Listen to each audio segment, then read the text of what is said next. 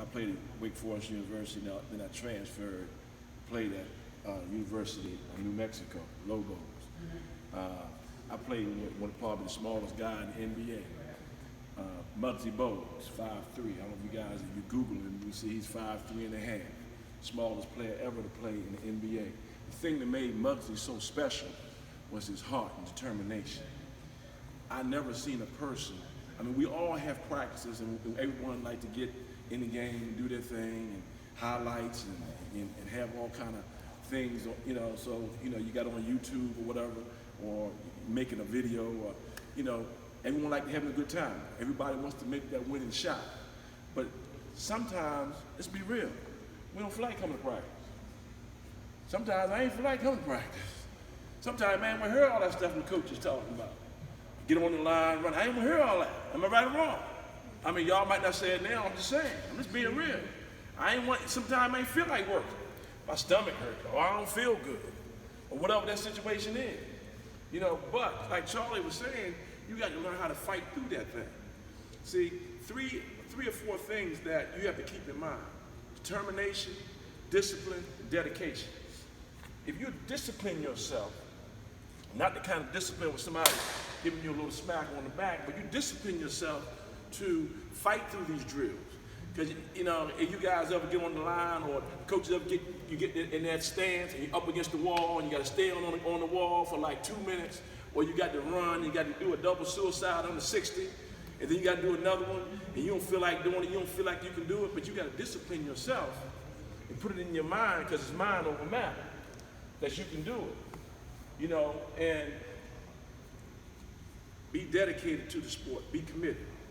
Once you step in the gym, be committed. Leave the cell phone, leave the girlfriends, leave everything out of here.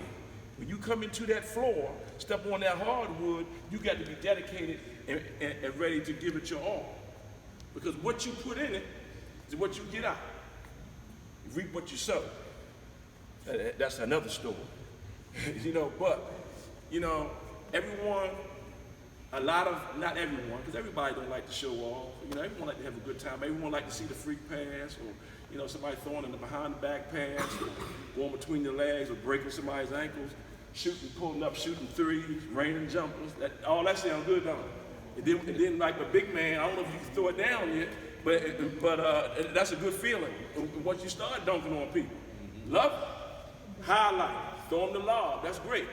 Before you can do that, before you can slam dunk, shoot threes, you know what I mean? You're breaking somebody's ankles, you got to make layups. You got to make foul shots. You got to do all the small things. That's just like life. Game is just like life. Basketball. What you put into it is what you get out of it. Before you can do all these things that's gonna get you on the highlight reel, you know, you really have to do the fundamentals. Just like school. Before you multiply and divide, you gotta add and subtract. That's right. And it's a step-by-step process. It's not gonna be easy, man. It ain't gonna be easy. And like everyone keeps telling you guys, they're gonna preach to you, education, school, education, education, education. That's right. Education is the key to success in our society, okay? Education is the key. Life expectancy is like 70, 75 years old. How many people know NBA players or NFL players? What's the oldest player? What's considered old in the NBA? Somebody tell me. 35. 30, 35. Football is probably 27, 28, 30. If you expected to live till you 70, what you gonna do the rest of that time? You know, so education is gonna get you there. Basketball, any sport that you have, that you play, that ball at some time in your life will be deflated. It's gonna be over. You know, you can have an accident, anything can happen to us, God willing, that you stay healthy, you're able to play. But that's not promised to you. That education, they can't take that away from you. Amen. They cannot take that from you. See, the reason why I mentioned this Wake Forest thing, this situation, and it's all good. You know, and like Charlie, he can piggyback on what it's like playing in the lights or ESPN and all that stuff. Oh, that's cool. Playing against all these great players, 20,000 people going, that's great. But you know what? See, when I was your age, you know, I was very good in school. School came easy to me. Came real easy to me. So you know what I did? I stopped reading. I got it. I read and started doing just enough. Any of y'all do just enough to get by? Getting a C when you could be getting an A or B? Anybody like that? Am I the only one? Yeah, I mean, you know, I'm just being real. That's real talk. But I got like that because it was easy for me. So what happened over a period of time, the reason why I mentioned these two schools, I was on a scholarship at Wake Forest. Small as I am, I played the center with these big guys. You know what I mean? You playing against all these professional guys. Some of the guys, these announcers like Kenny Smith, these guys you see on TV with Barkley, played against all them guys. Okay? But you know what? When I went to Wake Forest, I got behind academically. Never in my life have I failed anything. Always been A/B, and it was easy. Then I got into high school, I tried to get smooth, you know, trying to holler at the women, you know, want to be hanging out instead of doing my work. I did just enough to get by. So what happened, it caught up with me later on in life. I was at college playing D1 ball as a starter. When you were a starter at Wake Forest, at that time, the ACC was the best conference in the country, still one of the best. That's almost a guaranteed draft. I'm riding high. But you know what?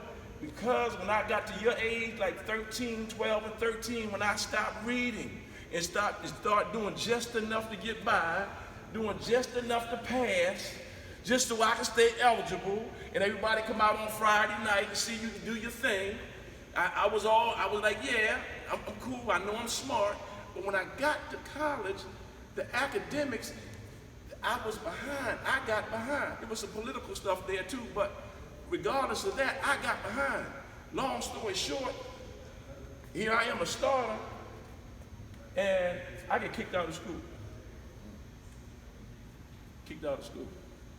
Everybody in Montgomery County, you leave here, all these accolades, top county and all this kind of stuff, all met, all that stuff, and then the first thing you do, you get kicked out of school. After 2 years as a starter. On one of the better programs in the country. So now, how you think I feel then? Then I'm coming home, I don't even want to play no ball. You know, I ain't even feeling the ball no more. I'm pissed off at the world because they dogged me, they did me bad. Yes, they did, but because I was slacking up at a younger age, it catches up later. Okay, I had tutors and stuff. They don't have as much support as Charlie and them has now, but we had tutors, and then and my professor finally came to me and said, your vocabulary is not where it should be, you know, and this is why you get some of this stuff wrong. So here I am, embarrassed nationally. All my family and stuff, oh, what happened to him? What happened to him? So now, you on top of the world, I'm playing against, you know, North Carolina and Duke and all that. We doing our thing, right? Now you ain't playing against nobody, now you home. Because I didn't do what I was supposed to do when I was your age. I was too hard-headed, and I thought I knew everything, and I didn't want to listen to these people when they was trying to come in and tell me about getting that work done. Just because I can pat that rock and I can do some stuff on the court, that don't mean nothing. You don't understand what I mean? You got to get that school. But see, we all fall short and we fall down, but you know, becoming a man is when you get back up. And through the grace of God, I had my family. My old man said, you're getting the heck up out of here, boy. You ain't standing around here getting in trouble. And I went to New Mexico, played with the Lobos. I played with another guy called Luke Longley. Luke Longley was a center. He played with Michael Jordan. He got 2 or 3 rings. Okay? So I finished and I got my degree there. All right, went overseas and played ball in Australia for a couple years. You know, but it was a reality check because the things that I did not do cost me my college career, in my early college career, because I didn't do the stuff and I was 8th, 9th, 10th grade. See, that stuff catches up. You got to listen, man. You You got to listen. You got to listen. You know what I mean? But when you got people that, like your coaches here and your parents, they care about y'all, man. I heard a coach talking to y'all about y'all gonna win the tournament. Well, he don't give a damn about you win the tournament because you're gonna respect this program, and you're gonna respect each other. And you're gonna come off here and they're shaping you guys to be young men.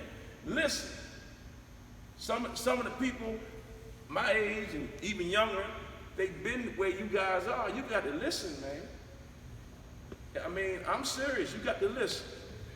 You know what I mean? So in my story, long story short, yeah, I got my college degree.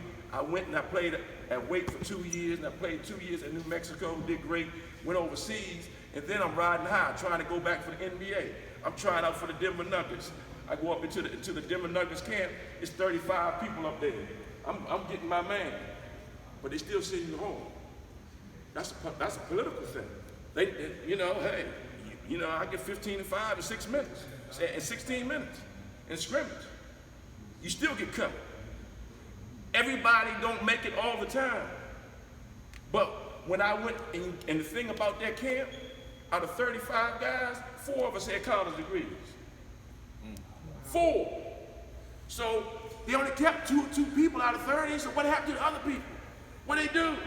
Some of them went overseas, some of them ain't do nothing. If they don't have, then they went 4 years playing, got all the crowd and everything that you want. Big man on campus, now you ain't nothing. And you don't have a piece of paper to prove it. So you got to listen, man, and you got to take heed. The education is so important. You know what I mean? Because basketball was over for me. I thought I was gonna come back and play in the NBA. I was over playing in Australia and blew my knee out my second year, 24 years old, and now I'm done. So you talking about that life expectancy to 70, what do you do now? Get that piece of paper, at least that you get, finish high school and go to college, if you can. And sometimes learning ain't easy for all of us. Like Charlie said, they have all kind of help there now, more so than what they did. You know, so just because you may not be an A student don't mean that you can't go to college. You can go somewhere to better yourself. You know what I mean? So my thing is, when you come in here, tip the hat to the coaches, give the coaches and all the parents the respect, and your parents for bringing you here. Because somebody care about y'all. Somebody showing y'all some love, that's why y'all here. If not, you wouldn't be here. Because basketball players come a dime a dozen. I can get a replacement for every one of y'all right now. Guaranteed. I don't care how good you are. It's people just as good as LeBron right here in the Southeast DC walking around. Drinking, smoking, doing whatever they're doing. It's somebody always better. But you got people that love and care about y'all. Y'all have to really take heed on that, man. You know what I mean? I ain't trying to preach to you. I'm just trying to tell you, don't make the mistake I did when I got 13, 12, 13, 14. That's when I started slipping academically because it was easy for me. But if I paid later on when I went to college. But through the grace of God, you had the family that surround me and like, okay, let's get back up there. So, you know, it's gonna be hard. If it was easy, everybody would do it. Everybody would go to college and have a scholarship, everyone would play in professional sports. It ain't easy. It's gonna be roadblocks, pitfalls, people gonna talk about you, they're gonna set you back. You know what I mean? People mess with your mind. You know what I mean? So, you know, the fundamentals, the stuff that you guys doing now, the defensive slides, and all that stuff, the same stuff that you do, the NBA camps, and in college, everywhere else. It's the same thing. They teach you how to do it a different way. You know, but the choice is up to you, man. You know, have fun with it. Whatever sport that you play, have fun with it. Learn as much as you possibly can. You got coaches and people trying to teach you stuff. You know, people come and talk to you. Try it, just take something and learn as much as you can, man. And give it 110%. Be dedicated to the sport, dedicated to yourself. Discipline yourself to leave out all the nonsense and the negativity along and work on your game, okay? And be determined. Be determined to be the best that you can be, whether it's gonna be in basketball, football, or a doctor, a lawyer, vet, whatever you want to be. You know, so stick your mind to it, have some goals, you know, and give it 110%, man. And shoot for the moon. If you fall short, you'll be among the stars. Y'all got any questions? I mean, Charlie, he can ask you. I mean, you talk all that basketball stuff. I'm done with basketball. You know.